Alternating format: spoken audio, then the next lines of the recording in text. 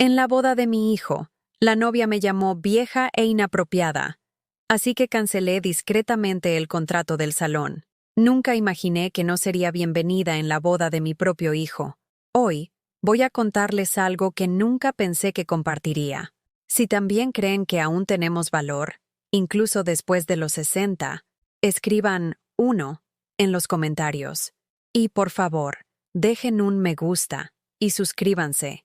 Demostremos que somos fuertes juntos. Mi nombre es Elena y tengo 71 años. Vivo en una casita en la calle Álamo, en Ciudad de México, donde las hojas de otoño crean una alfombra dorada que cruje bajo mis tenis gastados. La casa huele a lavanda y a libros viejos, llena de recuerdos de una vida que creía completa. Cada mañana me levanto a las 5:30 a.m., no porque tenga que hacerlo, sino porque mi cuerpo ha sido entrenado por décadas de cuidar a los demás. Preparo café en la misma taza de cerámica que mi esposo me compró hace 30 años, aquella con las rosas descoloridas que Daniel solía trazar con sus deditos mientras estaba sentado en mi regazo. Crié a Daniel sola después de que mi esposo muriera en un accidente automovilístico cuando Daniel tenía solo 9 años. No teníamos mucho, pero me aseguré de que él nunca lo sintiera. Me saltaba comidas para que él pudiera comer. Trabajaba turnos dobles en la fonda y aún así lograba asistir a cada concierto escolar, a cada partido de béisbol, a cada cita con el dentista que lo ponía nervioso. Le cosía sus disfraces de Halloween a mano, quedándome despierta hasta las 2 a.m. para terminar la capa de Superman que tanto deseaba. Le leía cuentos para dormir incluso cuando mis dedos estaban agrietados por limpiar pisos en el edificio de oficinas del centro. Le sostuve la cabeza en cada fiebre y contuve la respiración en cada decepción amorosa, especialmente cuando Jessica Miller rompió con él en la secundaria. Las paredes de mi sala están cubiertas de fotos de Daniel creciendo, Daniel en su graduación de la preparatoria, radiante con su toga y birrete, Daniel en su graduación universitaria, donde me senté en la primera fila llorando lágrimas de orgullo, Daniel en su primer trabajo, usando la corbata que le compré con mis últimos 20 pesos. Cuando Daniel conoció a Emilia hace 3 años, me alegré genuinamente por él. Ella era pulida, ambiciosa, siempre con una sonrisa perfecta y uñas impecables. Su cabello rubio nunca tenía un mechón fuera de lugar, y su ropa parecía sacada de revistas que yo no podía permitirme comprar. Pero esa sonrisa nunca llegaba a sus ojos. No cuando me miraba a mí. Al principio, me dije que estaba exagerando, que solo era tímida, quizás intimidada por la cercana relación que Daniel y yo teníamos. Pero empecé a notar cosas, pequeñas cosas que se sentían como cortaduras de papel en mi corazón. Las cenas familiares se volvieron incómodas. Ponía la mesa con la vajilla de mi abuela, los mismos platos que había usado para cada ocasión especial en la vida de Daniel. Pero Emilia llegaba ya habiendo comido, alegando que estaba cuidando la figura o que tenía restricciones alimenticias que nunca había escuchado antes. Las conversaciones se terminaban en el momento en que yo entraba en la habitación. Iba a la cocina a rellenar sus copas de vino y sus risas se detenían a mitad de la frase. Se intercambiaban miradas que yo fingía no ver, pero que se sentían como bofetadas invisibles en mi rostro. Nunca nos visitaban a menos que necesitaran algo, principalmente que yo cuidara a su Golden Retriever, Max, o que ayudara a pagar cosas en las que estaban justos. El pago del coche de Emilia, los préstamos estudiantiles de Daniel, el depósito de seguridad para su nuevo departamento en Polanco, donde la renta era más de lo que yo ganaba en un mes. Y entonces llegaron los planes de boda. No me pidieron mi opinión. No me preguntaron si quería acompañar a Daniel al altar, como siempre bromeábamos cuando era pequeño.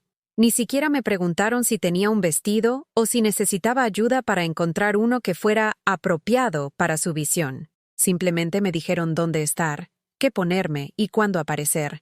«Mamá, la boda es en el Hotel Fairmont», dijo Daniel un jueves por la noche, sentado en la mesa de mi cocina donde lo había ayudado con la tarea durante 12 años. Los padres de Emilia se encargan de la mayoría de los detalles. Solo necesitas conseguir un vestido. Algo clásico, ¿sabes? Lo sabía. Sabía que clásico significaba invisible. que apropiado significaba silencio, y aún así me quedé callada. Me dije, este es su día, no lo arruines. Incluso ofrecí ayudar a pagar el salón. Era caro. $40,000 por un solo día. Emilia dijo que sus padres estaban agotados, después de pagar la boda de su hermana el año anterior. Así que saqué un certificado de depósito para ayudar a cubrir el depósito. Nunca les dije que era mi último salvavidas. Simplemente transferí los fondos y me mantuve invisible, como un fantasma acechando la felicidad de su propio hijo. La cena de ensayo fue cuando todo finalmente se rompió. Emilia estaba parada cerca de la entrada del comedor privado en Giovanni's, su restaurante italiano favorito. Le estaba mostrando el plano de la mesa a algunas de sus damas de honor, señalando los elegantes arreglos de mesa con su dedo perfectamente arreglado. Noté que no estaba en la mesa familiar. Estaba sentada junto a la cabina de sonido, sola, mesa 12, en la esquina, donde los camareros guardaban sillas adicionales. Me acerqué a ella suavemente, pensando que era un error. Mi corazón latía tan fuerte que podía oírlo en mis oídos. Emilia, cariño, dije suavemente, creo que puede haber un error en el plano de la mesa. Ni siquiera levantó la vista cuando lo dijo. Es intencional. Tiendes a llamar la atención. No quiero que el ambiente se sienta incómodo. Eres simplemente un poco anticuada y a veces inapropiada. La palabra inapropiada se me atascó en la garganta como una espina. Mis rodillas flaquearon y por un momento tuve que agarrarme a una silla para no caerme. Daniel estaba a 1,5 metros de distancia. Lo escuchó cada palabra y miró al suelo como un cobarde. Ni una sola palabra de defensa, ni un susurro de apoyo. Mi hijo, el niño al que cargué y por el que lloré, se quedó en silencio mientras su prometida me humillaba. Me fui de la cena de ensayo sin despedirme. Estuve sentada en mi coche durante casi 1 hora antes de poder conducir. El estacionamiento de Giovanni's se estaba vaciando a mi alrededor, pero no podía moverme. Mis manos temblaban tan violentamente que no podía agarrar el volante. Miré mi reflejo en el espejo retrovisor y por primera vez en mi vida me sentí innecesaria, como un personaje que había sido eliminado de su propia historia. El camino a casa me llevó por la antigua escuela primaria de Daniel, donde había sido voluntaria como tutora de lectura durante 3 años, solo para poder verlo durante los descansos del almuerzo. Pasé por el centro comunitario donde había trabajado en ventas de pasteles para recaudar dinero para sus viajes escolares. Pasé por la pequeña tienda de comestibles donde había contado cada centavo, eligiendo marcas genéricas para que Daniel pudiera tener cereales de marca. En casa, me senté en mi sala rodeada por los fantasmas de mis sacrificios. El piano en la esquina. Ahorré durante 2 años para comprarlo usado cuando Daniel mostró interés en las clases de música. Había trabajado turnos extra en la fonda, volviendo a casa con los pies tan hinchados que tenía que remojarlos en agua helada. El banco del piano aún estaba gastado de donde me sentaba a su lado, animándolo con escalas y recitales. Lo dejó después de 6 meses. No es cool, mamá, dijo. Yo sonreí y dije, está bien, cariño. Encontraremos algo más que te encante. La estantería estaba llena de todas las series de libros que él había querido. Harry Potter, Las Crónicas de Narnia, Percy Jackson. Los había comprado uno por uno, incluso cuando eso significaba que no podía permitirme arreglar la calefacción ese invierno. Los habíamos leído juntos, acurrucados bajo mantas, creando voces para cada personaje. Ahora acumulaban polvo. Sobre la repisa estaba su foto de graduación de la preparatoria, la que llevaba el traje que le había comprado. Había tomado 3 camiones para llegar a la tienda departamental del centro, donde gasté el equivalente a 4 horas de salario en un traje que usaría una vez. El vendedor había sido condescendiente, hablándome lentamente como si no entendiera las etiquetas de precios. ¿Estás segura de que quiere gastar tanto?, preguntó, mirando mi abrigo gastado y mis zapatos desgastados. Es para mi hijo, dije enderezándome. Es el mejor graduado. El orgullo en mi voz era real. El dinero en mi cuenta bancaria había sido prestado contra mi próximo cheque de pago. Daniel se veía tan guapo ese día, tan orgulloso. Me abrazó fuerte y susurró, «Gracias, mamá». por todo. Le creí entonces. El álbum de fotos sobre la mesa de centro estaba lleno de recuerdos que había preservado con tanto cuidado. Los primeros pasos de Daniel, dados en esta misma sala. Su primer día de clases, donde lo acompañé al salón y miré por la ventana cómo encontraba su asiento. Su primer diente flojo, su primer paseo en bicicleta, su primer desamor. Cada hito documentado, cada momento atesorado.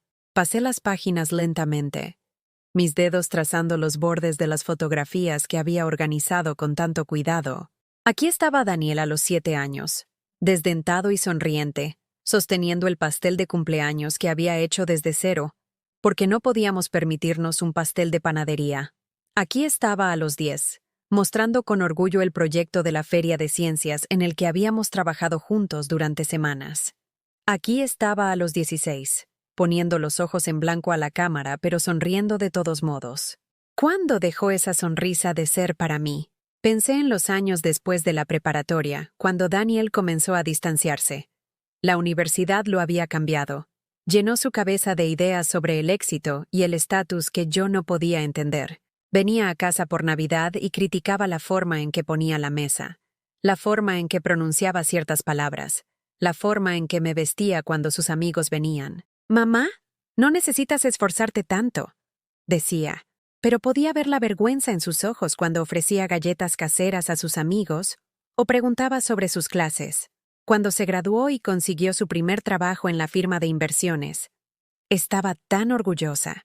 Mi hijo, trabajando en un edificio de oficinas de cristal, usando trajes que costaban más que mi renta mensual. Pero el orgullo se mezcló con algo más.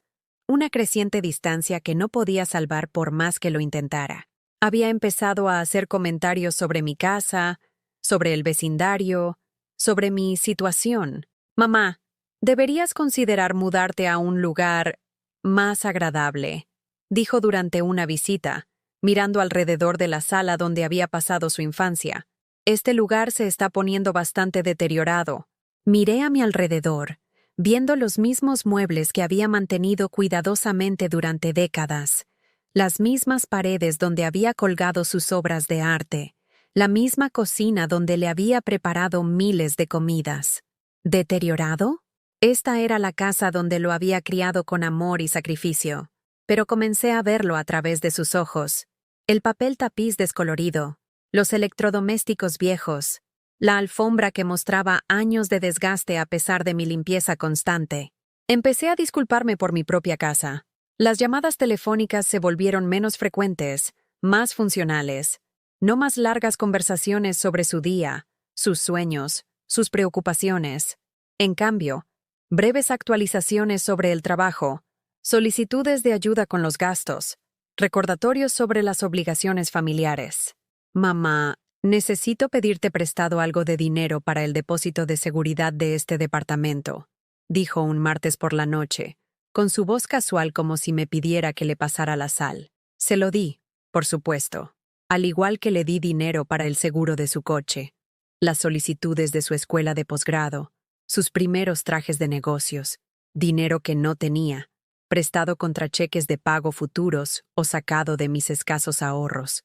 «Te lo devolveré», siempre decía. Pero los pagos nunca llegaron, y dejé de preguntar. Cuando me presentó a Emilia, me esforcé tanto por dar una buena impresión. Compré un vestido nuevo, el primero que me compraba en 3 años. Hice reservaciones para cenar en un restaurante que no podía permitirme, queriendo demostrarles que podía mantener el ritmo de sus gustos sofisticados. Emilia llegó tarde, revisando su teléfono durante toda la cena. Pidió el artículo más caro del menú y luego solo comió la mitad. Sonrió cortésmente cuando pregunté sobre su trabajo, su familia, sus intereses, pero sus respuestas fueron breves y distantes. «Tu madre es dulce», le dijo a Daniel más tarde, cuando creía que no podía escuchar. La palabra dulce sonaba como un insulto. Dupliqué mis esfuerzos después de eso. Aprendí a cocinar las comidas que a Emilia le gustaban, aunque los ingredientes costaban más que mi presupuesto habitual de comestibles. Compré mejor vino para sus visitas, aunque yo misma no lo bebía. Redecoré la habitación de invitados con sábanas y almohadas nuevas, pensando que tal vez si la casa parecía más apropiada, Emilia se sentiría más cómoda. Nada funcionó. Las solicitudes de ayuda aumentaron después de que se comprometieron. Las modificaciones del vestido de novia.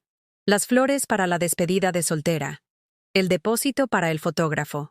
Cada solicitud se presentaba como un favor, una forma en que yo podía contribuir a su día especial. Mamá, los padres de Emilia se encargan de la mayoría de los gastos grandes, explicó Daniel, sentado en la mesa de mi cocina con una lista de costos de boda. Pero, ¿quizás puedas ayudar con algunas de las cosas más pequeñas? Las invitaciones cuestan solo $1,200. Solo $1,200. Más de lo que ganaba en un mes en la fonda. Tomé turnos extra, trabajando hasta que la artritis me hacía calambres en las manos y me dolía la espalda. Me salté comidas, bajé la calefacción, cancelé mi suscripción por cable. Todo para poder contribuir a una boda donde me habían relegado a la mesa de la esquina. ¿Me usaron? La pregunta había estado creciendo en mi mente durante meses, pero la había apartado. Las madres no debían pensar esas cosas sobre sus hijos. Las madres debían dar incondicionalmente, amar sin expectativas, sacrificarse sin quejarse. Pero sentada en mi sala, rodeada de la evidencia de mi devoción, ya no pude ignorarlo. Caminé hacia la cocina y abrí el cajón donde guardaba mis registros financieros. Estados de cuenta bancarios que mostraban retiro tras retiro, facturas de tarjetas de crédito por gastos que había cubierto, el papeleo del préstamo por el dinero que había pedido prestado para ayudar con el lugar de la boda, $40,000 por un solo día, un día donde me habían considerado inapropiada para la mesa familiar. Me preparé una taza de té con las manos temblorosas, usando la misma taza despostillada de la que había estado bebiendo durante 15 años. La taza que Daniel me había comprado para el Día de las Madres cuando tenía 12 años, pintada con sus huellas de manos y las palabras, «La mejor mamá del mundo». Sostuve la taza y me pregunté, ¿cuándo dejé de ser la mejor mamá del mundo? ¿Cuándo me convertí en la carga vergonzosa que necesitaba ser escondida? Fuera de la ventana de mi cocina, podía ver las casas de los vecinos. Los Johnson de al lado, cuyo hijo visitaba todos los domingos para cenar. Los Peterson al otro lado de la calle, cuya hija acababa de mudarse a casa para ayudar a cuidar a sus padres ancianos. ¿Qué había hecho mal? ¿Cómo había criado a un hijo que podía quedarse callado mientras su prometida me humillaba? Pensé en llamar a mi hermana Margarita en Denver, la única familia que me quedaba. Pero, ¿qué diría? Que mi hijo, aquel por quien había sacrificado todo, ¿había elegido la comodidad de su prometida por encima de mi dignidad? La vergüenza era demasiado profunda, el dolor demasiado crudo. Terminé mi té y subí lentamente las escaleras a mi dormitorio. El pasillo estaba bordeado de más fotos, más recuerdos, más evidencia de un amor que, aparentemente, había sido unilateral. En el cajón de mi cómoda, encontré el papeleo del salón. Mi nombre seguía en el contrato. Yo era la que lo había firmado. Yo era la que había pagado el depósito. Yo era la que tenía el poder de cancelarlo. El pensamiento me golpeó como un rayo. Por primera vez en meses, sentí algo más que dolor y confusión. Sentí posibilidad. Apenas dormí esa noche. Cada vez que cerraba los ojos, escuchaba la voz de Emilia. Eres simplemente un poco anticuada y a veces inapropiada. La palabra inapropiada resonaba en mi mente como un disco rayado. Inapropiada, como si mi propia existencia fuera de alguna manera ofensiva. Me desperté a las 4 a.m., con el corazón acelerado. La casa se sentía más pequeña, más oscura, llena de sombras que parecían susurrar todas las cosas que había tenido demasiado miedo de reconocer. Preparé café y me senté en la mesa de mi cocina, mirando las sillas vacías donde Daniel y Emilia se habían sentado apenas unas semanas antes. Esa fue la noche en que Emilia había mencionado que quería refrescar mi sala de estar para las fotos de la boda. Elena, he estado pensando, había dicho, con voz dulce, pero con ojos calculadores. Tal vez podríamos mover algunos de tus muebles más viejos, solo para las fotos. Conozco una empresa de diseño increíble que podría traer algunas piezas más contemporáneas. Mis muebles más viejos. el sofá donde había mecido a Daniel durante innumerables noches de insomnio, el sillón mecedora que había sido de mi madre, donde 3 generaciones de mujeres habían calmado a bebés llorando, la mesa de centro que había restaurado yo misma, lijando años de anillos de agua y rasguños hasta que la veta de la madera emergió hermosa y dorada. «No creo que sea necesario», había dicho en voz baja. La sonrisa de Emilia se había tensado. «Por supuesto es tu casa. Solo pensé, para las fotos. Querrías que todo se viera lo mejor posible». Daniel había asentido, evitando mis ojos. «Mamá, podría ser bueno actualizar algunas cosas. Hacer que el lugar se sienta más... actual. Otra palabra que se sintió como una bofetada, como si los muebles que habían presenciado toda la infancia de mi hijo fueran de alguna manera vergonzosos, anticuados, indignos de estar en las fotografías de la boda. Pasé esa noche mirando mi sala de estar con nuevos ojos, viéndola de la forma en que debían verla ellos. Los lugares desgastados en la alfombra donde Daniel había jugado con sus juguetes. Las cortinas descoloridas que había cosido yo misma porque no podía permitirme unas nuevas. Las fotos familiares en sus marcos desparejados, coleccionadas durante décadas de amar y vivir. ¿Era esto lo que se veía inapropiado? ¿Una vida plenamente vivida? ¿Un hogar lleno de recuerdos en lugar de páginas de revista? La planificación de la boda había estado llena de estos momentos. Pequeñas crueldades disfrazadas de sugerencias útiles, como la vez que Emilia, accidentalmente, se había olvidado de incluirme en el texto grupal sobre los planes de la despedida de soltera. Me enteré de ello cuando la señora Peterson, de al otro lado de la calle, me mencionó que me había visto en la florería, recogiendo arreglos para la fiesta de Emilia. «Oh, qué amable eres al ayudar con la despedida», dijo. «Estoy segura de que Emilia agradeció que te encargaras de las flores mientras ella se concentraba en los detalles más importantes». Los detalles más importantes. Me habían relegado a la tarea de las flores mientras las verdaderas amigas de Emilia planeaban las partes significativas de su celebración. Cuando se lo mencioné a Daniel, lo restó importancia. «Mamá, ya sabes lo ocupada que se pone Emilia. Probablemente se olvidó de agregarte al chat grupal». Pero no fue solo una vez. Fue la fiesta de compromiso donde me asignaron el deber de guardarropía. La cata de pasteles donde se les había acabado el tiempo para incluirme. El viaje de compras de vestidos donde Emilia de repente decidió que quería solo a las chicas, refiriéndose a sus amigas y a su madre, pero no a mí. Había sido sistemáticamente excluida de cada momento significativo de la planificación de la boda de mi hijo, reducida a nada más que una chequera y un par de manos para manejar el trabajo pesado. El dinero. Dios. El dinero. Caminé a mi dormitorio y saqué la caja de zapatos donde guardaba todos mis registros financieros. La evidencia de mi sangría financiera estaba toda allí, documentada en recibos y estados de cuenta bancarios y facturas de tarjetas de crédito. El anillo de compromiso. Emilia se había enamorado de un diamante de 2 quilates que costaba más de lo que yo ganaba en 6 meses. «No se trata del dinero», dijo Daniel cuando le sugerí suavemente que buscara algo más modesto. «Se trata de mostrarle a Emilia cuánto la amo». Pero cuando sus ahorros no fueron suficientes, ¿adivinen a quién le pidieron que le prestara la diferencia? «Solo hasta que me llegue mi próximo bono, mamá. Te pagaré con intereses». Los intereses nunca se materializaron. Tampoco el reembolso. El vestido de novia. Emilia había encontrado el vestido perfecto en una boutique en el centro de Ciudad de México. $3,000 por un vestido que usaría una vez. Cuando sus padres se resistieron al precio, Emilia lloró. Y cuando Emilia lloraba, Daniel entraba en pánico. «Mamá, ¿podrías ayudar con el vestido? Emilia está decidida a tenerlo y sus padres son difíciles con el costo». Liquidé mi fondo de emergencia. El dinero que había estado ahorrando durante años en caso de que algo le pasara a mi viejo coche, o se rompiera el horno, o necesitara atención médica. Se fue, por un vestido que colgaría en el armario de Emilia, después de un día de uso, el depósito del salón, el golpe final, $40,000 que me habían exigido que cobrara mi CD de jubilación, la única inversión que me había prometido que nunca tocaría, mi manta de seguridad para la vejez, disuelta para que Emilia pudiera tener la boda de sus sueños en el Hotel Fairmont. Te pagaremos después de la luna de miel, prometió Daniel.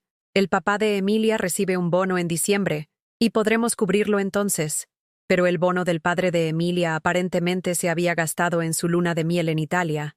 Un viaje de 3 semanas que costó más de lo que yo ganaba en un año. Me senté en mi cama, rodeada por la evidencia de mi abuso financiero sistemático, y sentí que algo se rompía dentro de mi pecho. No mi corazón. Eso implicaría algo limpio y rápido. Esto era más desordenado, más crudo, como el sonido de madera vieja astillándose bajo demasiado peso. Mi teléfono vibró. Un mensaje de texto de Daniel. Mamá, Emilia quiere saber si puedes cuidar a Max este fin de semana. Vamos al spa para relajarnos antes de la boda. Max. Su Golden Retriever que destruía todo lo que tocaba. El perro que había masticado mi sillón de lectura favorito, arañado mis pisos de madera y dejado accidentes en mi alfombra que había pasado horas limpiando. Nunca había dicho que no a cuidar a Max, a pesar de que estaba mal entrenado y era completamente indisciplinado. A pesar de que Emilia nunca traía comida ni juguetes, ni siquiera una correa. A pesar de que lo recogían con días de retraso, ofreciendo disculpas casuales y ninguna compensación por el daño que había causado. Elena, eres tan buena con él, decía Emilia, como si mi disposición a limpiar después de sus responsabilidades fuera de alguna manera un cumplido. El fin de semana en el spa costaría más de lo que gastaba en comestibles en 2 meses, pero no podían permitirse un cuidador de mascotas. Miré el mensaje de texto, con los dedos flotando sobre el teclado. Por primera vez en mi vida, quería escribir no, pero no pude. La palabra no salía. 47 años de maternidad me habían entrenado para decir que sí, para acomodar, para sacrificar mi comodidad por la conveniencia de los demás. Respondí. Por supuesto. ¿A qué hora lo espero? La respuesta llegó de inmediato. Genial. Lo dejaremos el viernes por la mañana. Eres la mejor. Eres la mejor. Las palabras que una vez me llenaron de orgullo, ahora se sentían como una burla. La mejor para ser usada. La mejor para ser aprovechada. La mejor para ser invisible. Llegó el viernes por la mañana, y Emilia llegó con Max, pero sin provisiones. Sin comida, sin correa, sin juguetes. Solo un beso rápido en la mejilla y una explicación apresurada sobre su fin de semana en el spa. Lo recogeremos el domingo por la noche, dijo, ya dirigiéndose a su coche. O tal vez el lunes por la mañana. Depende de lo relajadas que nos sintamos. La vi marcharse en su BMW, el coche por el que había ayudado a hacer pagos cuando estaba entre trabajos el año pasado. La ironía no se me escapó. Estaba financiando mi propio maltrato. Max inmediatamente volcó mi taza de café, rompiéndola contra el suelo de la cocina. La misma taza que Daniel me había pintado en 3er grado, aquella con sus huellas de manos y las palabras, la mejor mamá del mundo. Me arrodillé en el suelo, recogiendo los pedazos, y algo dentro de mí finalmente se rompió por completo. Los fragmentos de cerámica en mis manos eran como fragmentos de mi antigua vida. La vida donde había creído que el amor era suficiente, que el sacrificio era noble, que ser una buena madre significaba aceptar cualquier trato que mi hijo decidiera darme. Barrí los pedazos y los tiré a la basura. Luego me senté en la mesa de mi cocina e hice algo que nunca había hecho antes. Hice una lista. No una lista de compras ni una lista de tareas. Una lista de cada contribución financiera que había hecho a la vida de Daniel durante los últimos 5 años. Cada préstamo que nunca había sido reembolsado. Cada emergencia que había cubierto. Cada gasto que había absorbido para que él y Emilia pudieran mantener su estilo de vida. Los números eran asombrosos. Más de $70,000 en contribuciones directas. Innumerables horas de trabajo gratuito. Apoyo emocional y ánimo interminables. Y a cambio, una mesa al lado de la cabina de sonido. Una designación como inapropiada para las fotos familiares. Un hijo que permaneció en silencio mientras su prometida me humillaba. Caminé hacia mi dormitorio y abrí el cajón de la cómoda donde guardaba documentos importantes. El contrato del salón estaba allí, junto con el recibo del depósito. Mi nombre en ambos documentos, mi firma, mi dinero. Por primera vez en días sentí algo más que dolor y confusión. Sentí poder. El poder de decir no. El poder de establecer límites. El poder de exigir respeto o de retirar mi apoyo por completo. Tomé el contrato y lo sostuve en mis manos. $40,000. El precio de mi dignidad, aparentemente, pero también era el precio de mi libertad. Tomé una decisión entonces, sentada en mi dormitorio con Max ladrando abajo y la luz de la mañana entrando por mis cortinas. No iba a ser apropiada nunca más. No iba a ser dulce, ni complaciente, ni comprensiva. Iba a ser honesta. Y la verdad era esta. Si era demasiado inapropiada para sentarme en su mesa familiar, ciertamente era demasiado inapropiada para pagar su boda. A la mañana siguiente, me desperté con una claridad que no había sentido en años. No más confusión, no más dudas, no más preguntarme si estaba siendo irrazonable o demasiado sensible. Preparé mi café en una taza nueva, una que había comprado para mí hace meses, pero que nunca había usado porque me parecía demasiado elegante para el día a día. Hoy decidí que merecía la elegancia. Llamé al Hotel Fairmont exactamente a las 9 a.m., cuando sabía que su coordinador de eventos estaría en la oficina. Buenos días, soy Elena Morrison. Necesito cancelar la reserva de la boda para el 15 de octubre. La mujer al otro lado, Jessica, según el contrato, sonó sorprendida. Oh, señora Morrison, ¿está todo bien? La boda es en solo 2 semanas. Todo está bien, dije, con la voz más firme de lo que esperaba. Simplemente estoy cancelando la reserva. El depósito se pagó desde mi cuenta personal y me gustaría continuar con la cancelación. Hubo una pausa. Yo necesito verificar nuestra política de cancelación. Con tan poca antelación, puede haber penalizaciones. Está bien. Por favor, hágamelo saber. Jessica me puso en espera. Me senté en mi cocina, escuchando la música de ascensor y sintiendo algo que no había experimentado en meses. Paz. Cuando regresó, su voz era cautelosa. Señora Morrison, según nuestros registros, tiene derecho a un reembolso completo, menos una tarifa de procesamiento del 10%. Eso serían $36,000 devueltos a su cuenta. ¿Está segura de esto? Completamente segura. Debo mencionar que tendremos que notificar a las otras partes involucradas. El novio y la novia deberán ser informados de inmediato. Por supuesto. Por favor, envíeles el aviso de cancelación. Estaré esta tarde para firmar el papeleo. Colgué y me senté en mi silla, sintiéndome más ligera de lo que había estado en años. La primera ficha había caído. Mi teléfono sonó 20 minutos después. Daniel.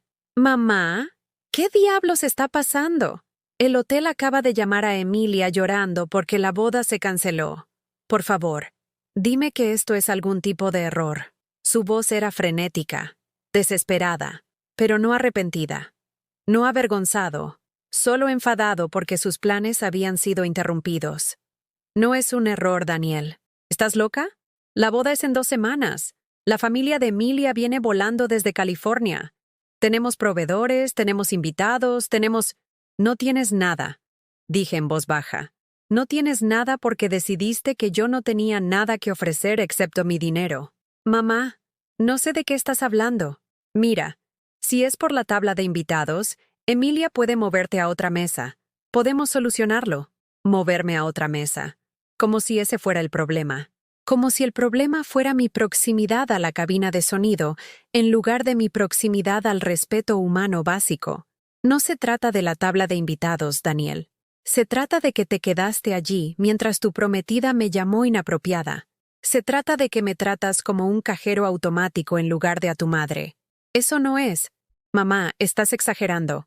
Emilia solo estaba estresada por la boda. No lo dijo en serio. Exagerando. Otra palabra para descartar mis sentimientos, para minimizar mi dolor. Qué conveniente que mis reacciones emocionales siempre fueran exageradas cuando le causaban inconvenientes. Cuelgo ahora, dije. Cuando estés listo para tener una conversación real sobre respeto, puedes llamarme. Terminé la llamada e inmediatamente apagué mi teléfono. No quería escuchar sus protestas, sus justificaciones, sus promesas de arreglar cosas que no deberían haberse roto en primer lugar. Al mediodía, Emilia estaba en mi puerta. La vi por el ojo de la cerradura, caminando de un lado a otro en mi porche delantero, con su ropa de gimnasia de diseñador, su cabello perfectamente peinado, ligeramente desordenado por haberlo pasado por las manos. Estaba llorando, pero no era el tipo de llanto que proviene del remordimiento genuino. Era el llanto frustrado de alguien que no se salía con la suya. Abrí la puerta, pero mantuve la cadena de seguridad. Elena, gracias a Dios, dijo, corriendo hacia la puerta. Necesitamos hablar. Ha habido un gran malentendido.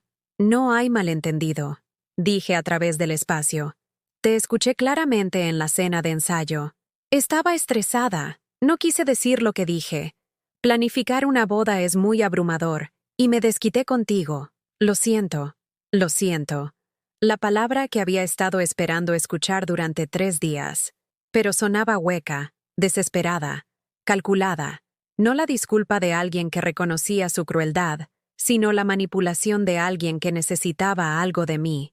Acepto tu disculpa, dije, pero no voy a cambiar de opinión sobre la boda. Elena, por favor, no puedes hacer esto. Mis padres ya reservaron sus vuelos. Las invitaciones están enviadas. El vestido está arreglado. Todo está pagado, excepto el salón. Todo está pagado, excepto el salón. La parte más cara. La parte que requería mis ahorros de toda la vida. Entonces te sugiero que encuentres otro salón, dije. Faltan 2 semanas. ¿Tienes idea de lo imposible que es eso? Por favor, te lo suplico. Haré cualquier cosa. Te pondré en la mesa principal. Te dejaré dar un discurso. Me aseguraré de que estés en cada foto. Déjame. Como si estos fueran privilegios que ella tenía el poder de otorgar o retener. Como si mi inclusión en la boda de mi propio hijo fuera un favor que ella podía otorgar en lugar de una cortesía básica que debería haber recibido automáticamente. No quiero tu caridad, Emilia. Quiero tu respeto. Y dado que has dejado claro que eso no es algo que estés dispuesta a dar, no estoy dispuesta a financiar tu boda. ¡Esto es una locura! Su voz subió a un grito. Estás arruinando mi boda por sentimientos heridos. Sentimientos heridos. Como si mi bienestar emocional fuera trivial, indigno de consideración, como si el dolor de una madre por ser excluida y humillada fuera solo un inconveniente que debía gestionarse. No estoy arruinando tu boda, Emilia. Simplemente no la estoy pagando. Cerré la puerta y me alejé, dejándola llorando en mi porche. A través de la ventana, la vi hacer llamadas frenéticas, gesticulando salvajemente mientras hablaba, probablemente llamando a Daniel, probablemente llamando a sus padres, probablemente tratando de descubrir cómo salvar su día perfecto sin mi dinero imperfecto. Esa noche, el coche de Daniel entró en mi entrada. Se quedó allí durante casi 1 hora antes de finalmente salir. Lo vi por la ventana de mi cocina, viéndolo pasar las manos por su cabello como solía hacer cuando era niño, y había hecho algo mal. El golpe en mi puerta fue suave, tentativo. Cuando la abrí, sus ojos estaban enrojecidos y su rostro pálido. «Mamá, por favor, ¿podemos hablar?» Me hice a un lado y lo dejé entrar. Se sentó pesadamente en mi sofá, el mismo sofá que Emilia había querido reemplazar para las fotos de la boda, y se puso la cabeza entre las manos. «No entiendo lo que está pasando», dijo. Hace 2 días todo era perfecto. Ahora Emilia está histérica. Sus padres están amenazando con boicotear la boda. Y tú estás actuando como una persona completamente diferente. Estoy actuando como una persona que tiene respeto por sí misma, dije. Tal vez eso es diferente a cómo me has conocido. Mamá, sé que estás molesta por lo que dijo Emilia. Lo entiendo. ¿Pero cancelar la boda? Eso es nuclear. Eso es tierra arrasada. Nuclear. Tierra arrasada. Metáforas militares para una madre que finalmente se había defendido a sí misma. ¿Me defendiste, Daniel? Cuando me llamó inapropiada. ¿Dijiste algo? Se quedó callado por un largo momento. Yo me quedé en shock. No supe qué decir. ¿No supiste qué decir cuando tu prometida insultó a tu madre? ¿La mujer que te crió? ¿La mujer que sacrificó todo por ti? No fue así. Fue exactamente así. Me senté frente a él, mirando al hombre que había criado, preguntándome dónde me había equivocado. Daniel, ¿sabes cuánto dinero te he dado en los últimos 5 años? No lo sé. Algo. Te he estado pagando. $73,000. Lo calculé ayer. $73,000 en préstamos que nunca fueron reembolsados. Emergencias que siempre fueron mías para manejar. Gastos que de alguna manera se convirtieron en mi responsabilidad. Su rostro se puso blanco. Eso no puede ser cierto. Es exactamente correcto. El anillo de compromiso, el vestido de novia, el depósito del salón, los pagos del coche, la ayuda con la renta, las solicitudes de posgrado, los trajes de negocios, el fondo de emergencia cuando Emilia estuvo entre trabajos. ¿Debo continuar? Yo no me di cuenta. No te diste cuenta porque nunca preguntaste. Nunca te preguntaste de dónde sacaba el dinero. Nunca cuestionaste si podía permitírmelo. Simplemente asumiste que mi propósito en la vida era financiar el tuyo. Eso no es cierto. Te quiero, mamá. El amor no es solo un sentimiento, Daniel. Es una elección. Es cómo tratas a las personas. Es respeto y consideración y decencia humana básica. ¿Cuándo fue la última vez que elegiste amarme? No pudo responder. Ambos sabíamos la verdad. No te estoy pidiendo que elijas entre Emilia y yo. Continué. Te estoy pidiendo que elijas entre usarme y respetarme. Y tu silencio en esa cena de ensayo me dijo todo lo que necesitaba saber sobre cuál ya has elegido. Mamá, por favor. Lo haré bien. Hablaré con Emilia. ¿Qué harás? ¿La convencerás de que me tolere? ¿Negociarás por mi dignidad básica? ¿La manejarás para que me trate como a un ser humano? No lo sé. Se levantó, paseando por mi sala de estar como un animal enjaulado. No sé cómo arreglar esto. No puedes arreglar esto, Daniel, porque no está roto. Está funcionando exactamente como lo diseñaste. Tienes una prometida que me ve como un obstáculo a gestionar, y tienes una madre que paga por el privilegio de ser ignorada. Desde tu perspectiva, ¿qué hay que arreglar? Eso no es. Yo nunca quise. Lo que querías era que fuera invisible, que financiara tu vida sin participar en ella, que estuviera agradecida por cualquier migaja de atención que me lanzaras. Y lo estuve, durante años. Pero he terminado de ser invisible, Daniel. He terminado de ser apropiada. Se marchó esa noche sin despedirse. Lo vi alejarse en su coche, preguntándome si volvería a verlo. Pero por primera vez en años, dormí en paz. A la mañana siguiente, después de que Daniel se fuera, me desperté con silencio. Silencio completo, ininterrumpido. Ni llamadas telefónicas exigiendo explicaciones. Ni mensajes de texto llenos de culpa y manipulación. Ni golpes en mi puerta de prometidas llorosas o hijos desesperados. Por primera vez en meses, mi teléfono no vibraba con las emergencias de otras personas, que de alguna manera se convertían en mis responsabilidades. Preparé mi café y me senté en la mesa de mi cocina, mirando la mañana de octubre. El árbol de arce en mi patio trasero se estaba poniendo de tonos brillantes de rojo y oro, y me di cuenta de que no había notado realmente los cambios de estación en años.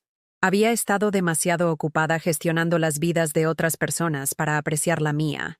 No tenía a dónde ir. No tenía que complacer a nadie. No tenía ninguna crisis que resolver.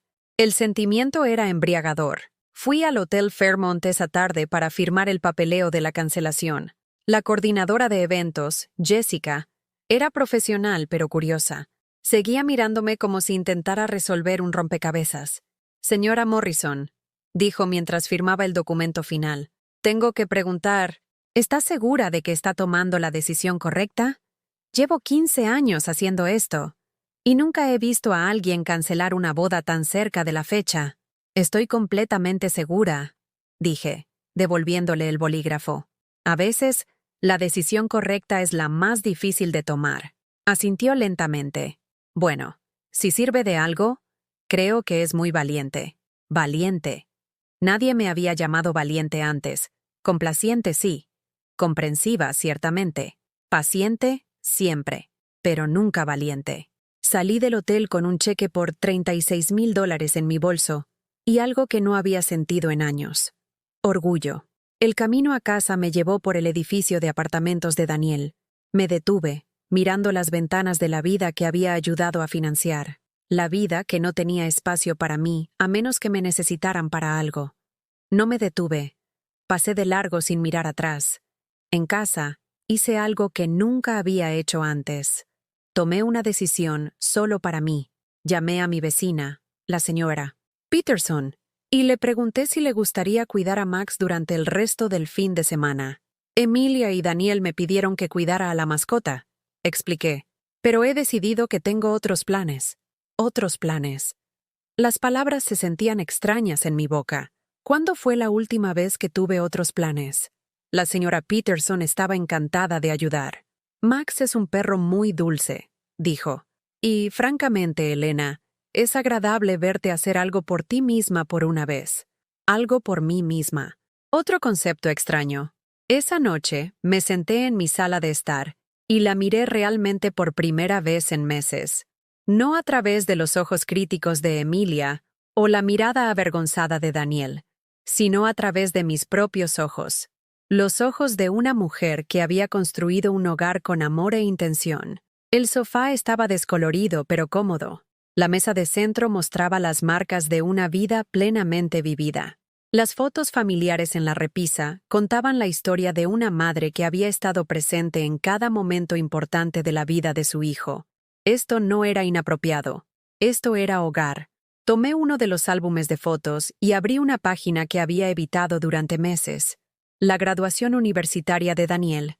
En la foto, él tenía el brazo alrededor de mí, ambos radiantes de orgullo. Llevaba el vestido que había comprado específicamente para ese día, lo más bonito que tenía en ese momento. Recordaba ese día tan claramente. Daniel me había agradecido en su discurso de graduación, llamándome la mujer más fuerte que conozco, y la razón por la que estoy aquí hoy. Los otros padres habían asentido con aprobación, reconociendo el sacrificio y la dedicación que le costó a una madre soltera sacar a su hijo adelante en la universidad. ¿Cuándo dejé de ser fuerte? ¿Cuándo empecé a ser inapropiada? Cerré el álbum y fui a mi dormitorio. En mi armario, empujado hacia atrás detrás de la ropa que guardaba para ocasiones especiales, había un vestido que había comprado por impulso hacía 2 años. Era de un azul profundo, elegante pero no llamativo, con un corpiño ajustado y una falda fluida que me hacía sentir hermosa cuando me lo probé. Nunca lo había usado. Había parecido demasiado bueno para la iglesia, demasiado elegante para la tienda de abarrotes, demasiado llamativo para las cenas familiares donde se suponía que debía pasar desapercibida. Lo saqué y me lo puse contra mí en el espejo. La mujer que me miraba tenía 71 años, con cabello plateado y líneas alrededor de los ojos que hablaban de décadas de risas y preocupaciones. Ya no era joven, pero tampoco estaba muerta. Todavía estaba aquí. Todavía valía algo. Todavía merecía respeto y consideración y la dignidad humana básica. Colgué el vestido en la puerta de mi dormitorio donde podía verlo. Un recordatorio de que tenía opciones. Que podía elegir ser visible, ocupar espacio, importar. A la mañana siguiente, hice algo que no había hecho en más de 1 año. Fui a la iglesia. No porque tuviera que hacerlo, no porque Daniel y Emilia estuvieran de visita y esperaran que mantuviera mi rutina, sino porque quería, porque disfrutaba de la música y la sensación de comunidad y la sensación de ser parte de algo más grande que yo misma. Llevaba el vestido azul. Los cumplidos comenzaron de inmediato. «Elena, te ves hermosa», dijo Martha Williams, que había estado sentada en el banco detrás de mí durante 15 años. «Ese color te sienta perfecto». «Gracias», dije, y lo sentí. Había olvidado cómo aceptar cumplidos sin desviarlos o poner excusas. Durante el servicio, el pastor Reynolds habló sobre la parábola de los talentos, sobre usar los dones que nos han sido dados en lugar de enterrarlos por miedo o falsa modestia. A veces, dijo, lo más radical que podemos hacer es creer en nuestro propio valor. Las palabras me golpearon como un golpe físico. ¿Cuánto tiempo había estado enterrando mi propio valor? ¿Cuánto tiempo había estado escondiendo mi luz bajo un almud de complacencia y autosacrificio? Después del servicio, me quedé en el salón de la hermandad, hablando realmente con la gente en lugar de correr a casa para prepararme para lo que Daniel y Emilia pudieran necesitar. Me enteré de que Margarita Chen de la florería había perdido a su esposo el mes anterior, que Tom Rodríguez de la ferretería acababa de convertirse en abuelo, que Sarah Mitchell estaba comenzando un club de lectura y buscando miembros, Me encantaría unirme, me escuché decir antes de poder dudar de la decisión. Maravilloso. Sara sonrió. Estamos leyendo Los 7 maridos de Evelyn Hugo primero. ¿Lo has leído? No lo había leído. Había estado demasiado ocupada leyendo a Max, o limpiando después de Max, o preocupándome por la última crisis financiera de Daniel para leer algo por placer en meses. Lo recogeré esta semana, dije. Esa tarde, fui a la librería.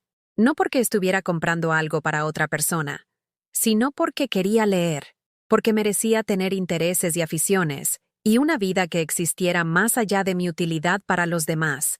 La librería era tranquila y apacible, llena del olor a café y papel y posibilidad. Encontré el libro que Sara había mencionado, y luego deambulé por los pasillos, permitiéndome sentir curiosidad por cosas que había olvidado que me interesaban. Compré 4 libros ese día: ficción, memorias, un libro de cocina para comidas para una persona y una guía de viajes a Irlanda. Irlanda siempre me había fascinado, con sus verdes colinas y antiguos castillos y rica historia. Había soñado con visitarla algún día, pero los sueños parecían lujos que no podía permitirme. Tal vez era hora de cambiar eso. Esa noche, me senté en mi sala de estar con mis nuevos libros y una taza de té.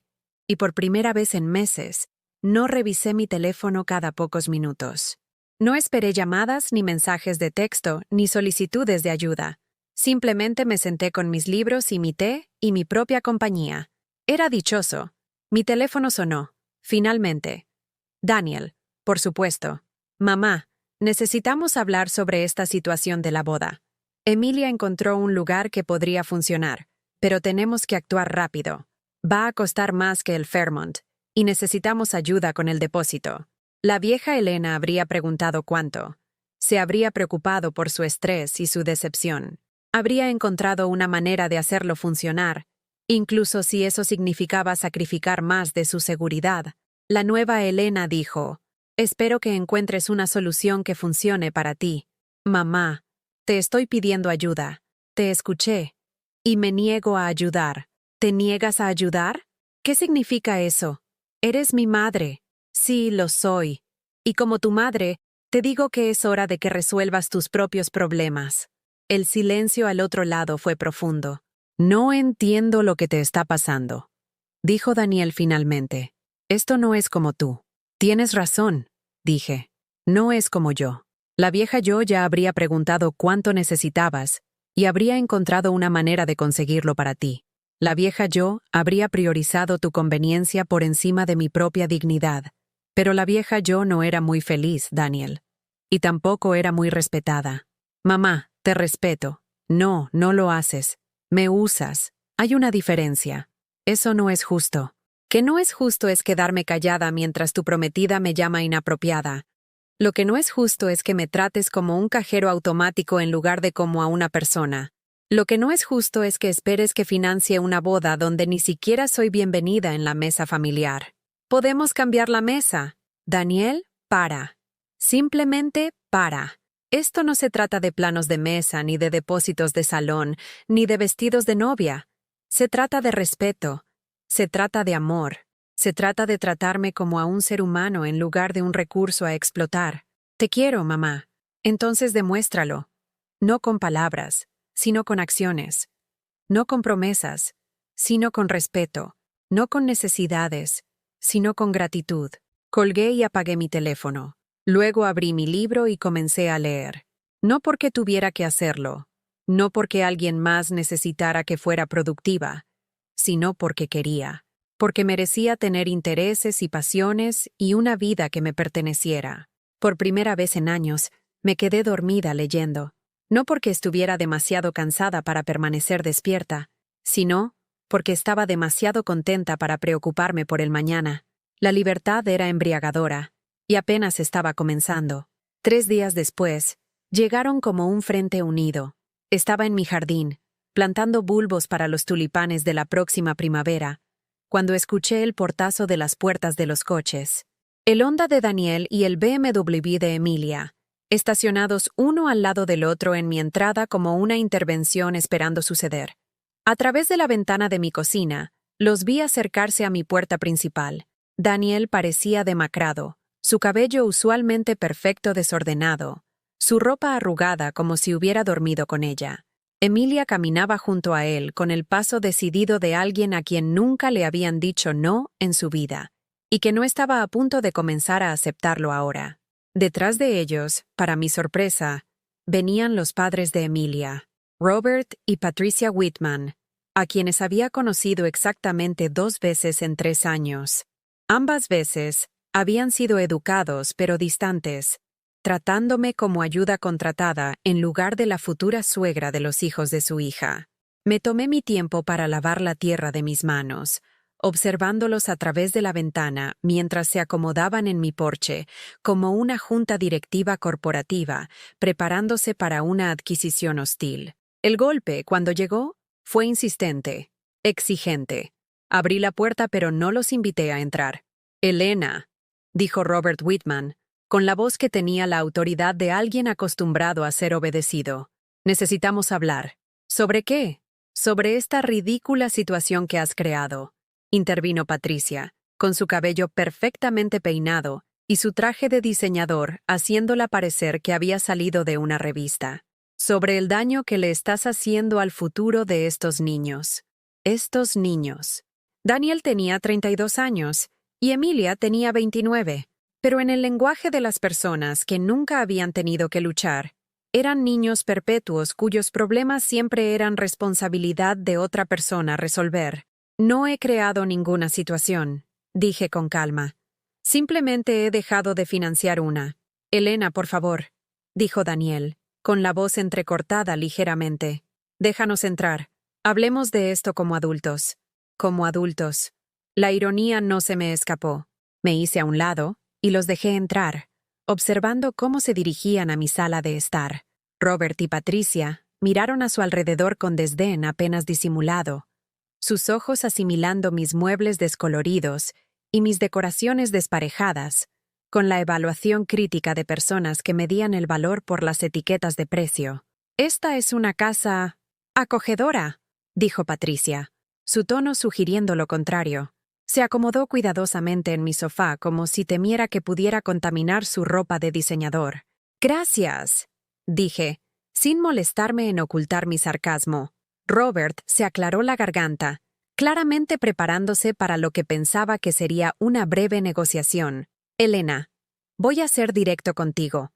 Entendemos que estás molesta por algún agravio percibido, pero estás siendo irrazonable. Estos niños ya han enviado invitaciones, han asumido compromisos, han prometido a sus amigos y familiares una celebración. No puedes simplemente quitarles la alfombra de debajo de los pies porque tus sentimientos se lastimaron. Agravio percibido, sentimientos heridos, el lenguaje del desprecio, diseñado para minimizar mi experiencia y reducir mi dolor a algo infantil y manejable. No estoy siendo irrazonable», dije. «Estoy siendo selectiva con la forma en que gasto mi dinero». «¿Tu dinero?». Patricia se echó a reír. Un sonido como de cristal roto. «Elena, seamos honestos. Trabajas en una fonda. Vives en una casa modesta. El dinero que aportaste a esta boda era probablemente todo lo que tenías, ¿no? No puedes en serio estar dispuesta a perderlo todo solo para hacer valer su punto». El desprecio en su voz era impresionante. Había reducido toda mi vida a un cálculo financiero, descartando mi valía como ser humano porque mi cuenta bancaria no cumplía con sus estándares. «Tienes razón», dije. Era todo lo que tenía. ¿Qué es exactamente la razón por la que no estoy dispuesta a desperdiciarlo en personas que no me respetan? «Te respetamos», dijo Emilia, hablando por primera vez desde que habían llegado. Su voz era tensa, sus ojos enrojecidos por el llanto. «Elena, lamento lo que dije en la cena de ensayo. Estaba estresada y me desquité contigo. No lo dije en serio». «Sí, lo dijiste», dije en voz baja. «Querías decir cada palabra. Lo único que lamentas es que te costó algo». «Eso no es cierto. Emilia, has estado planeando esta boda durante 8 meses. En todo ese tiempo, ¿cuántas veces pediste mi opinión? ¿Cuántas veces me incluiste en tus decisiones? ¿Cuántas veces me trataste como a una familia en lugar de como a una chequera?» No pudo responder. Todos sabíamos la verdad. ¿Ya ves?, dijo Roberto, con el tono condescendiente de alguien que explica conceptos sencillos a un niño. Esto es exactamente lo que quiero decir. Estás permitiendo que los agravios personales interfieran con la realidad práctica. Estos chicos necesitan casarse. Han hecho compromisos. Tienen un futuro que construir. Entonces, que lo construyan, dije, con su propio dinero y sus propios esfuerzos. Elena, sé razonable, dijo Patricia. Tienes 71 años. ¿Qué vas a hacer con ese dinero? No puedes llevártelo contigo. ¿Por qué no usarlo para ayudar a tu hijo a comenzar su vida de casado? ¿Qué iba a hacer con ese dinero? La pregunta reveló todo sobre cómo me veían, como si mi vida esencialmente hubiera terminado, como si mi único propósito fuera servir como un recurso financiero para la próxima generación. Voy a vivir, dije. Voy a viajar. Voy a leer libros y tomar clases, y tal vez incluso comprar algunos muebles nuevos. Voy a gastarlo en mí. Por una vez. La habitación quedó en silencio. El concepto de que yo tuviera deseos, sueños y planes propios parecía haberlos dejado estupefactos. Daniel finalmente habló, con la voz apenas por encima de un susurro. «Mamá, me estás rompiendo el corazón». «¿Te estoy rompiendo el corazón?» Me volví para encararlo. A este hombre que había criado, por el que me había sacrificado y amado incondicionalmente. «Daniel, te quedaste allí y viste a tu prometida llamarme inapropiada. No dijiste una palabra. Ni siquiera me defendiste. Ni siquiera le pediste que se disculpara. ¿Cómo se supone que me haga sentir eso?» Me quedé en shock. Te quedaste en shock durante 30 segundos. ¿Cuál es tu excusa para los 3 años anteriores? ¿Cuál es tu excusa para tratarme como un cajero automático en lugar de a tu madre? Nunca te traté como a un cajero automático. $73,000, Daniel. Eso es lo que me has pedido prestado en los últimos 5 años. ¿Cuánto has pagado? El silencio era ensordecedor. Eso es lo que pensé, dije. Roberto se puso de pie, con la cara enrojecida de ira. Esto es ridículo. Estás siendo egoísta y vengativa. Estos chicos cometieron un error, y estás dispuesta a arruinar todo su futuro por eso. No estoy arruinando nada, dije. Simplemente ya no lo estoy subsidiando. Estás siendo cruel, añadió Patricia. Estos chicos se aman. Quieren comenzar sus vidas juntos. Y te estás interponiendo en su camino por tus sentimientos heridos. ¿Mis sentimientos heridos? Sentí que algo se rompía dentro de mí, como una goma elástica estirada demasiado. Déjenme que les hable de mis sentimientos heridos. Crié a Daniel sola desde que tenía 9 años. Trabajé en 2 trabajos para ponerlo en la universidad. He estado allí para cada crisis, cada contratiempo, cada momento en que necesitó ayuda, y a cambio, he sido sistemáticamente excluida de cada momento significativo de su vida adulta. Caminé hacia la repisa y recogí una foto de la graduación de Daniel. Estuve allí cuando se graduó. Estuve allí cuando consiguió su primer trabajo. Estuve allí cuando compró su primer coche. Pero no estuve allí cuando le propuso matrimonio a Emilia. No estuve allí cuando eligieron sus anillos. No estuve allí cuando eligieron el lugar de su boda. No se me consultó sobre la lista de invitados, ni el menú, ni la música. Fui relegada al papel de silenciosa financiadora. Dejé la foto y me volví hacia ellos. Y cuando finalmente hablé, cuando finalmente dije que merecía un mejor trato, me dijeron que estaba siendo inapropiada. Bueno, tal vez soy inapropiada. Tal vez es inapropiado que una madre espere respeto de su hijo. Tal vez es inapropiado que una mujer exija dignidad a su familia. Tal vez es inapropiado que una persona se niegue a pagar por su propia humillación. Elena, comenzó Daniel. No he terminado, dije, con la voz más alta por primera vez. ¿Quieren saber qué es inapropiado? Es inapropiado tomar $73,000 de tu madre y nunca agradecerle. Es inapropiado quedarse callado mientras tu prometida insulta a la mujer que te crió. Es inapropiado tratar a tu madre como a una sirvienta en lugar de a una persona. Es inapropiado esperar que alguien financie una boda donde ni siquiera es bienvenida en la mesa familiar. La habitación quedó en absoluto silencio. Emilia estaba llorando abiertamente ahora, con su maquillaje perfecto corriendo por sus mejillas. Daniel parecía haber recibido una bofetada. Roberto y Patricia intercambiaron miradas, dándose cuenta claramente de que su estrategia no estaba funcionando. Así que esto es lo que va a pasar, continué, sintiéndome más poderosa de lo que había estado en años. Me quedo con mi dinero, me quedo con mi dignidad, y me quedo con mi respeto por mí misma. Si quieren tener una boda, tendrán que buscar la manera de pagarla ustedes mismos.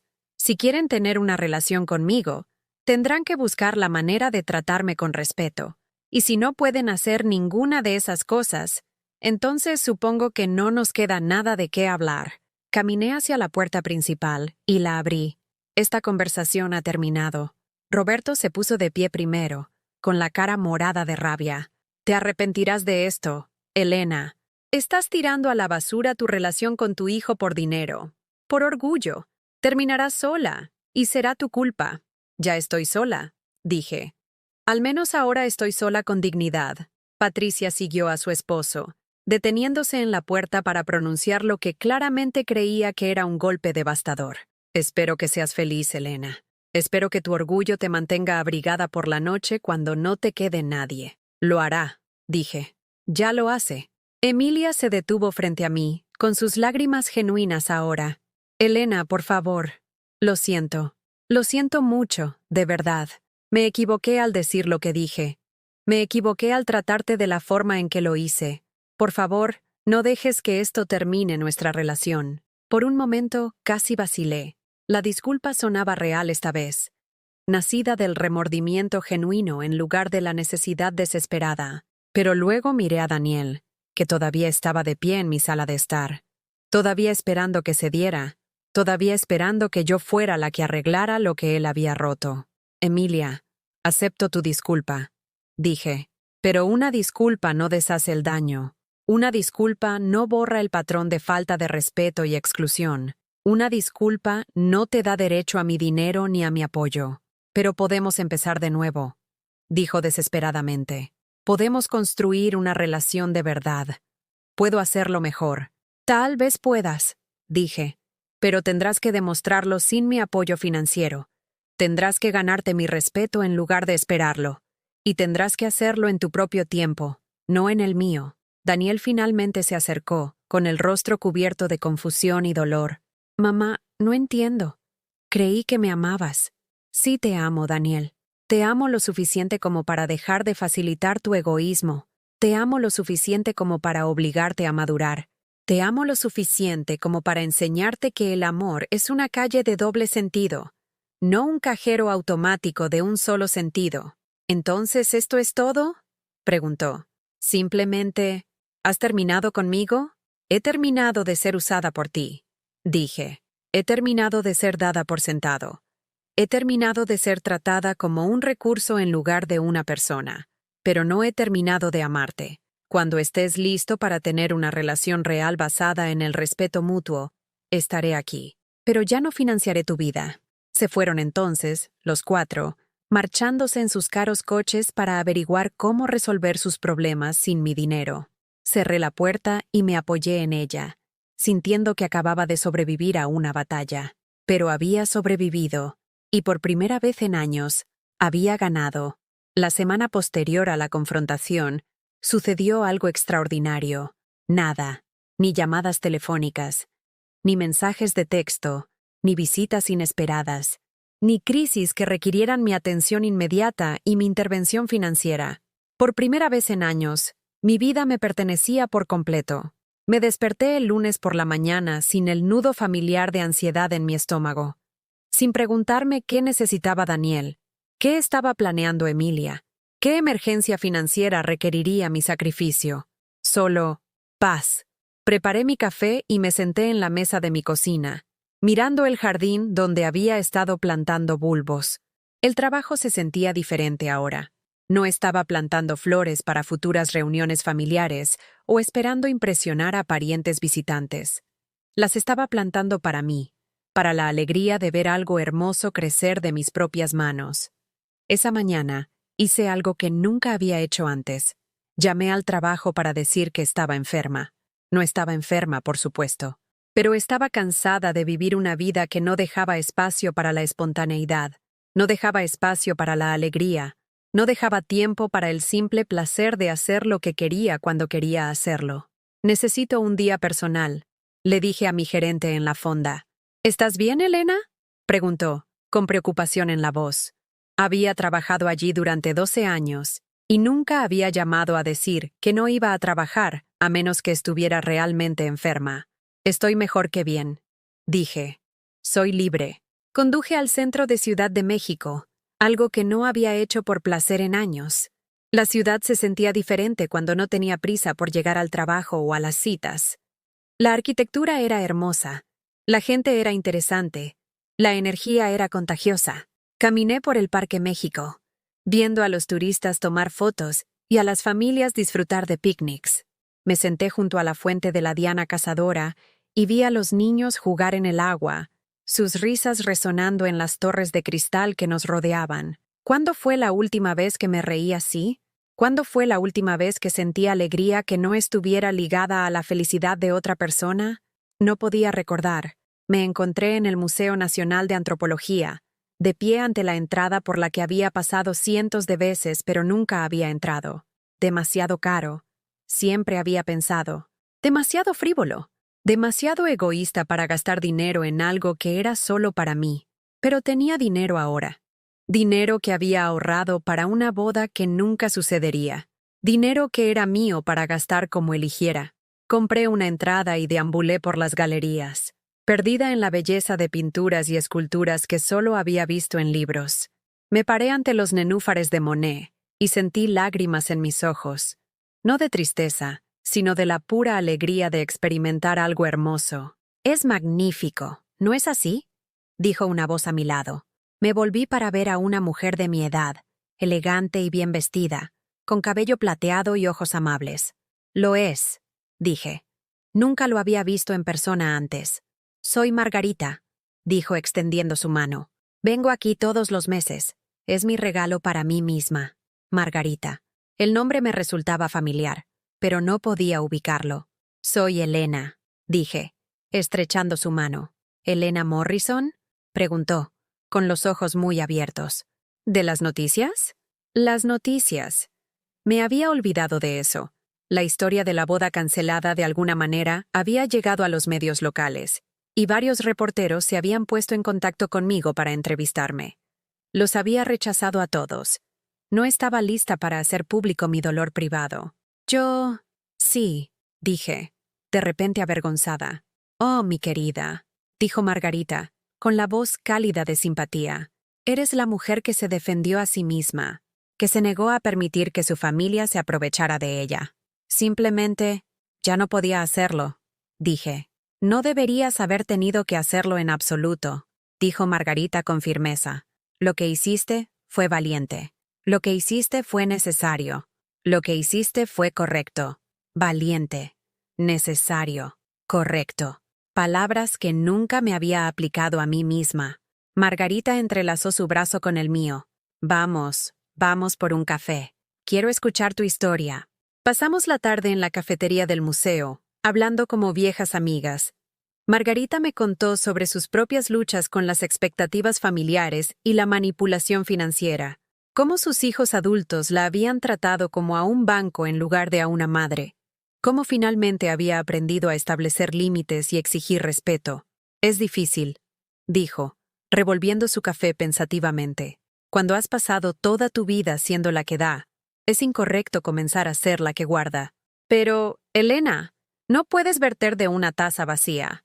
No puedes dar lo que no tienes. Y no puedes amar a las personas que no te aman de vuelta». «Pero es mi hijo», dije. «Se supone que debo amarlo incondicionalmente». «Ámalo, sí», estuvo de acuerdo Margarita. «Pero eso no significa que tengas que financiarlo incondicionalmente. Eso no significa que tengas que aceptar la falta de respeto incondicionalmente. Eso no significa que tengas que sacrificar tu dignidad incondicionalmente». Intercambiamos números de teléfono, y salí del museo sintiéndome más ligera de lo que había estado en años. Había hecho una amiga de verdad, no alguien que necesitara algo de mí o quisiera usarme para sus propios fines. Esa noche, asistí a mi primera reunión del club de lectura. La sala de estar de Sarah Mitchell estaba llena de mujeres de todas las edades, todas ansiosas por discutir Los 7 maridos de Evelyn Hugo. Había terminado el libro en 2 días, devorándolo como una mujer hambrienta de historia. «Elena, ¿qué te pareció el viaje de Evelyn?», preguntó Sarah. «Pensé que era valiente», dije. Se negó a permitir que otras personas definieran su valía. Se eligió a sí misma, incluso cuando era difícil. «Como tú», dijo otra mujer, cuyo nombre había aprendido que era Carol. «Todas leímos sobre lo que pasó con la boda de tu hijo. Tú también te elegiste a ti misma». La conversación que siguió fue diferente a cualquier otra que había tenido en años. Estas mujeres compartieron sus propias historias de establecer límites, de aprender a valorarse a sí mismas, de elegir su propia felicidad por encima de las expectativas de los demás. «Dejé de ser la anfitriona del Día de Acción de Gracias», dijo Carol. «Mis hijos adultos esperaban que cocinara para 20 personas, que limpiara todo y que escuchara sus quejas sobre la comida. El año pasado les dije que si querían la cena de Acción de Gracias, que la prepararan ellos mismos». «¿Qué pasó?», pregunté. «Se enfadaron», se rió Carol. «Pero lo resolvieron. Mi nuera descubrió que realmente disfruta cocinar. Mi hijo aprendió a poner la mesa.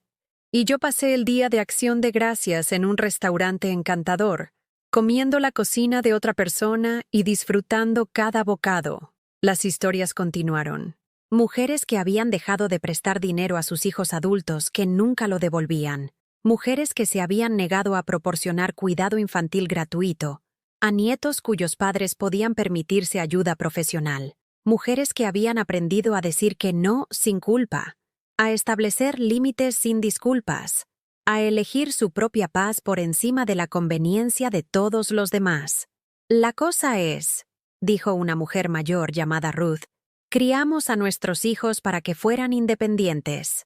Les enseñamos a ser autosuficientes, pero luego nunca les permitimos serlo realmente.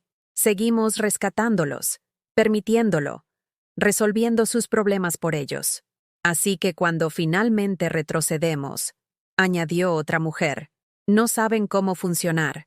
Se enfadan con nosotras por crear una situación en la que nos necesitaron demasiado». Pensé en Daniel, en su conmoción y confusión cuando me negué a resolver su crisis matrimonial. ¿Había creado yo esa dependencia? ¿Le había enseñado a confiar en mí en lugar de en sí mismo? La idea era a la vez inquietante y liberadora. Si yo había creado el problema, entonces también podía resolverlo, negándome a perpetuarlo. Durante las semanas siguientes, establecí nuevas rutinas. Me uní a una clase de gimnasia para personas mayores en el centro comunitario. Empecé a ser voluntaria en el refugio de animales local. Me inscribí en una clase de pintura en el Museo Nacional de Antropología. Cada actividad fue elegida por una razón, porque quería hacerlo. No porque alguien lo esperara de mí, no porque sirviera a las necesidades de nadie más, sino porque me traía alegría. La clase de pintura fue una revelación. Siempre había sido práctica, centrada en habilidades útiles y tareas necesarias.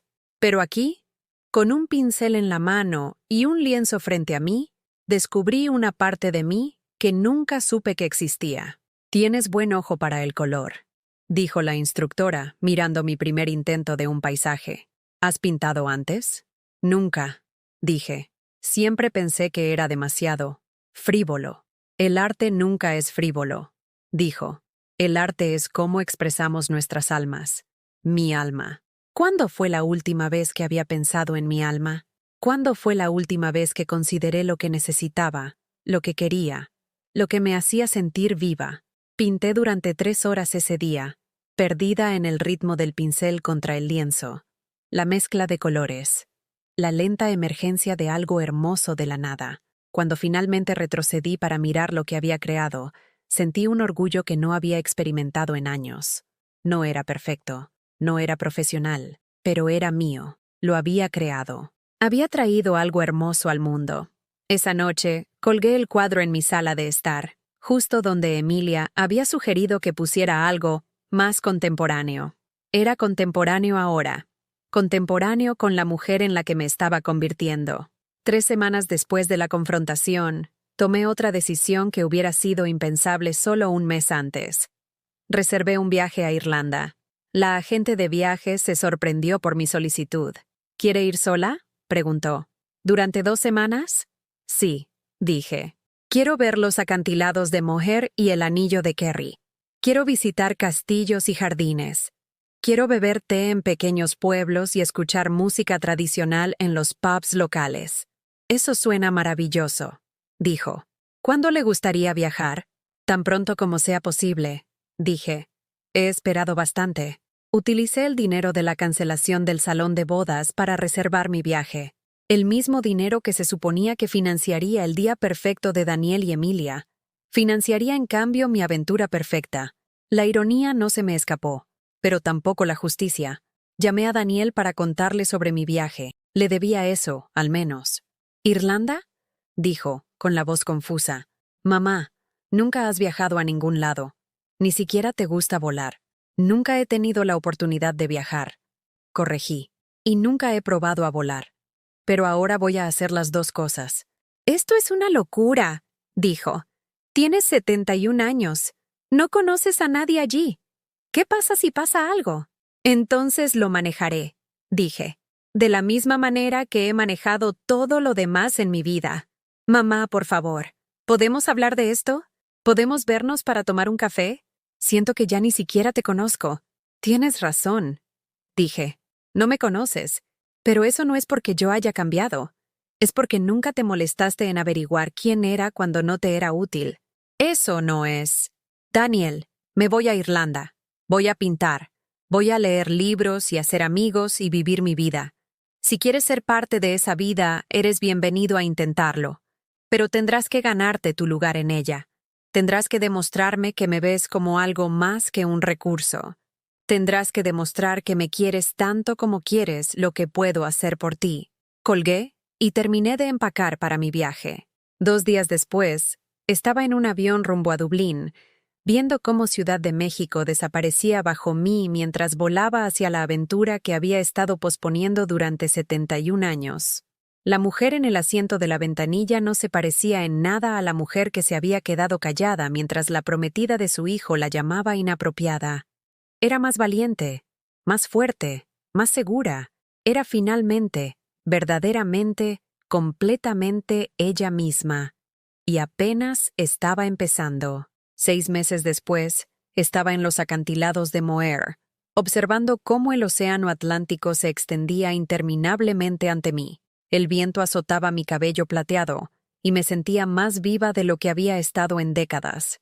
Irlanda había sido todo lo que había soñado y más. Me había alojado en pequeños bed and breakfasts, dirigidos por familias que me trataron como a una invitada preciada. Había caminado por castillos medievales y besado la piedra de Blarney. Había escuchado música tradicional en pubs, donde los lugareños me recibieron con genuina calidez. Pero lo más importante, había descubierto quién era Elena Morrison cuando no estaba ocupada siendo la solución de todos los demás a sus problemas. Era curiosa, era valiente, era divertida, era interesante, era suficiente. Mantuve un diario durante mi viaje, llenando páginas con observaciones y bocetos y pensamientos que nunca me había permitido tener. De pie en esos acantilados, escribí. Hoy me di cuenta de que pasé 40 años tratando de ser indispensable para las personas que me encontraron desechable. Nunca volveré a cometer ese error. El vuelo de regreso fue agridulce. Me había enamorado de Irlanda, pero también me había enamorado de la mujer en la que me había convertido allí.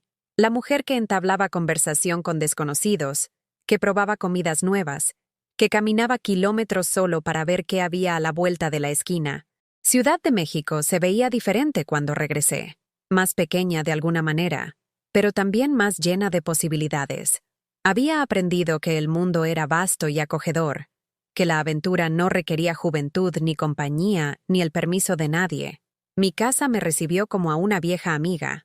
Los tulipanes que había plantado antes de partir estaban floreciendo en mi jardín, un estallido de color que me hacía sonreír cada vez que miraba por la ventana de mi cocina. Mis cuadros colgaban de las paredes, evidencia de la creatividad que había descubierto en mí misma. El contestador automático estaba lleno de mensajes, algunos de nuevos amigos que había hecho en mi club de lectura y en la clase de pintura, algunos de mi vecina Sara, que había revisado mi casa mientras yo estaba fuera, y 3 de Daniel. Los escuché mientras desempacaba, con su voz cada vez más desesperada con cada mensaje. Mamá, me enteré por la señora Peterson que fuiste a Irlanda. No puedo creer que no me hayas avisado. Por favor, llámame. Mamá, han pasado 3 semanas. Me estoy empezando a preocupar. La señora Peterson dijo que le enviaste una postal de un lugar llamado Killarney. No entiendo por qué no devuelves mis llamadas. Mamá, sé que estás enfadada, pero esto es ridículo. Emilia y yo tuvimos que posponer la boda. No podíamos permitirnos otro lugar sin tu ayuda. Sus padres están furiosos. Mis amigos están haciendo preguntas. Esto ha ido demasiado lejos. Borré los mensajes sin devolverle la llamada. Su crisis no era mi emergencia. Su vergüenza no era mi responsabilidad. Su incapacidad para resolver sus propios problemas no era mi fracaso. A la mañana siguiente, lo encontré sentado en los escalones de mi porche. Se veía terrible. Su cabello era más largo de lo habitual, descuidado. Su ropa estaba arrugada. Tenía la mirada hundida de alguien que no había estado durmiendo bien. Mamá, dijo, poniéndose de pie cuando me vio. Gracias a Dios. Me he preocupado mucho. ¿Por qué? Pregunté, abriendo la puerta principal. Por ti. Desapareciste durante un mes. No contestabas mis llamadas. La señora Peterson dijo que fuiste a Irlanda sola. ¿Qué estabas pensando? Miré a este hombre que había criado, a este adulto que parecía genuinamente confundido por el concepto de una mujer viviendo su propia vida. Estaba pensando que era hora de ver el mundo. Dije, pasa, haré café. Ah, me siguió a la cocina, mirando a su alrededor como si la viera por primera vez. Las fotos de Irlanda que había revelado estaban esparcidas por la encimera, fotos mías en antiguos castillos, yo con nuevos amigos que había hecho, yo levantando una pinta de Guinness en un pub de Dublín. ¿Te ves? Hizo una pausa, estudiando las fotos. ¿Te ves feliz? Soy feliz, dije. Por primera vez en años, soy genuinamente feliz. Mamá, tenemos que hablar sobre la boda. No, no tenemos. Sí, sí tenemos. Emilia y yo tuvimos que cancelarla. No podíamos permitirnos reservar otro lugar. Sus padres retiraron su apoyo después de toda la situación. Ahora los dos estamos sin trabajo. Me volví para mirarlo, con la cafetera en la mano. ¿Sin trabajo? A Emilia la despidieron de su trabajo de marketing. Aparentemente, la historia de la boda le llegó de alguna manera a su jefe. Dijeron que reflejaba mal su carácter. ¿Y yo? Renuncié a mi trabajo. ¿Renunciaste a tu trabajo? ¿Por qué? Porque no podía concentrarme.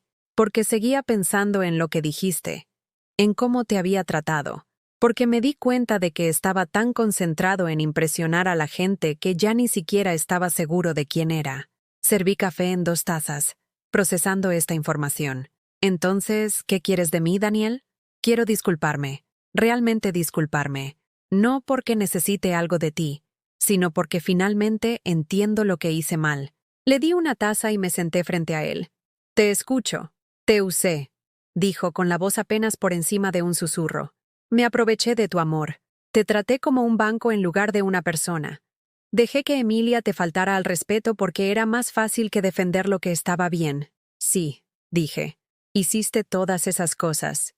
Y lo siento. Lo siento mucho. Mucho. No sé cómo arreglarlo, pero quiero intentarlo. No puedes arreglarlo, Daniel. No puedes deshacer $73,000. No puedes deshacer 3 años de exclusión y falta de respeto. No puedes deshacer que te quedaras callado mientras tu prometida me llamó inapropiada. Su rostro se arrugó. ¿Entonces hemos terminado? ¿Nunca me vas a perdonar? No dije eso. Dije con cuidado. Dije que no puedes arreglarlo. Pero tal vez puedas mejorarlo. ¿Cómo? Ganándote de nuevo mi respeto. Demostrando que me ves como algo más que un recurso. Construyendo una relación basada en el cuidado mutuo, en lugar de dar unilateralmente. Quiero hacerlo, dijo. No sé cómo, pero quiero intentarlo. Bebí mi café. estudiando su rostro. Se veía genuinamente arrepentido, genuinamente comprometido con el cambio. Pero ya me había decepcionado antes. Daniel, no soy la misma mujer que era hace 6 meses. No voy a volver a ser tu fondo de emergencia. No voy a sacrificar mi felicidad por tu conveniencia. No voy a ser invisible para que tú puedas estar cómodo. Lo entiendo. ¿Lo entiendes? Porque la mujer que fue a Irlanda sola es la mujer con la que vas a tener que construir una relación. Ella tiene opiniones e intereses y planes que no giran en torno a ti. Tiene amigos y aficiones y sueños. Dice que no cuando quiere decir que no. Se pone a sí misma primero a veces. Quiero conocer a esa mujer, dijo. Quiero conocer a mi madre. No solo lo que puede hacer por mí. Entonces tendrás que trabajar para ello, dije. Tendrás que invertir en la relación en lugar de simplemente retirarte de ella. Tendrás que estar ahí para mí de la forma en que yo estuve ahí para ti. Lo haré, dijo. Lo prometo. Las promesas eran fáciles. Las acciones eran más difíciles. Pero estaba dispuesta a darle la oportunidad de demostrarlo. ¿Qué pasa con Emilia? Pregunté. Rompimos, dijo. Dijo que era débil por elegirte a ti por encima de ella. Dijo que me arrepentiría por el resto de mi vida. ¿Lo harás? No, dijo sin dudarlo. Me he arrepentido de lastimarte todos los días durante 6 meses. Nunca me arrepentiré de elegir hacer lo correcto. Hablamos durante 3 horas esa mañana.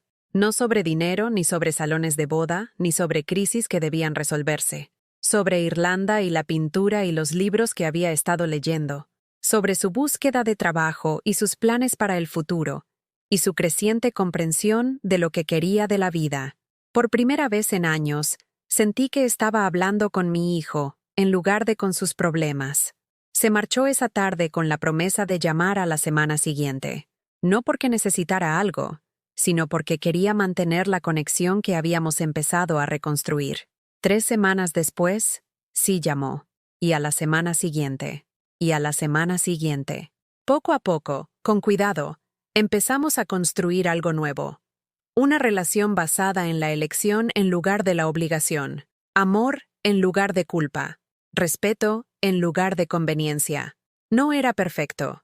Hubo momentos en que recayó en viejos patrones, cuando comenzó a pedir ayuda antes de detenerse a tiempo. Hubo momentos en que tuve que recordarme a mí misma que establecer límites no era egoísta, pero era real, era honesto. Se construyó sobre una base de respeto mutuo, en lugar de sacrificio unilateral. 6 meses después de la disculpa de Daniel, recibí una invitación de boda por correo. No de él. Se estaba tomando las cosas con calma, concentrándose en su carrera y en su relación conmigo. La invitación era de mi vecina Sara, que se casaba con su pareja de mucho tiempo. Nos honraría tenerte en nuestra boda, había escrito en la invitación. Has sido una gran inspiración para todos nosotros, mostrándonos lo que significa valorarnos a nosotros mismos. Usé el vestido azul que había comprado 2 años antes, el que había estado guardando para una ocasión especial. Me senté en una mesa con nuevos amigos de mi club de lectura y de la clase de pintura. Bailé al ritmo de la música que disfrutaba y comí la comida que me encantaba. Y cuando la pareja intercambió votos, prometiéndose amarse y honrarse mutuamente, sentí lágrimas en los ojos. No de tristeza ni de arrepentimiento, sino de alegría. Alegría por su felicidad. Alegría por mi propia transformación. Alegría por la vida que había construido de las cenizas de mi antigua. Después de la recepción, conduje a casa por las calles de Ciudad de México que había conocido durante décadas.